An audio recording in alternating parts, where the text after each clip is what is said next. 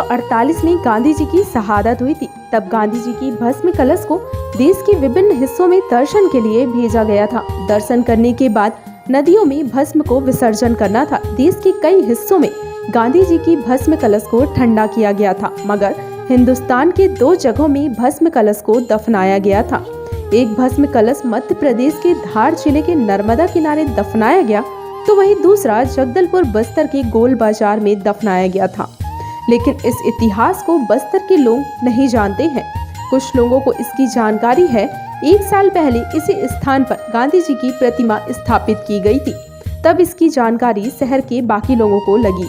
1948 में जब गांधी जी की शहादत हुई थी, तो राजघाट में उनका अंतिम संस्कार के बाद उनके भस्म कलश को देश के विभिन्न हिस्सों में लोगों के दर्शनार्थ भेजा गया था, इस शर्त के साथ कि भाई उनको वहाँ लोग दर्शन करें और उसके बाद स्थानीय जो नदियाँ हैं वहाँ उसे विसर्जित कर दिया जाए। जब 1948 में भस्म कलश को जगदलपुर लाया गया था स्वतंत्रता संग्राम सेनानी बिलख नारायण अग्रवाल जी के द्वारा, तो यहाँ गोल बाजार में रखा गया था और बाद में उसे विसर्जित नहीं किया गया इंद्रावती नदी में, और यहाँ पर ससम्मान गड्ढा खोदकर उन्हें ज़मीन में दबा दिया गया और वहाँ पर ये झंडा चौरा बना दिया गया।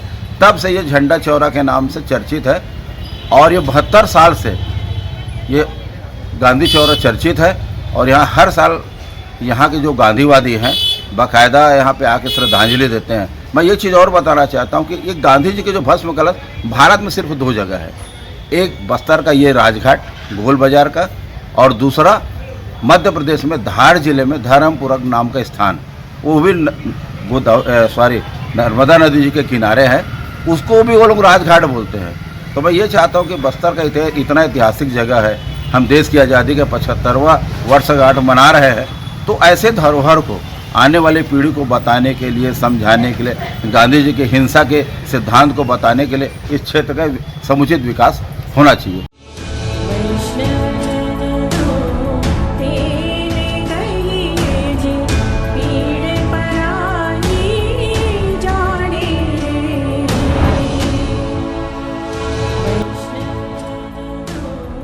TCP 24 न्यूज के लिए जगदलपुर से विजय पचौरी की रिपोर्ट।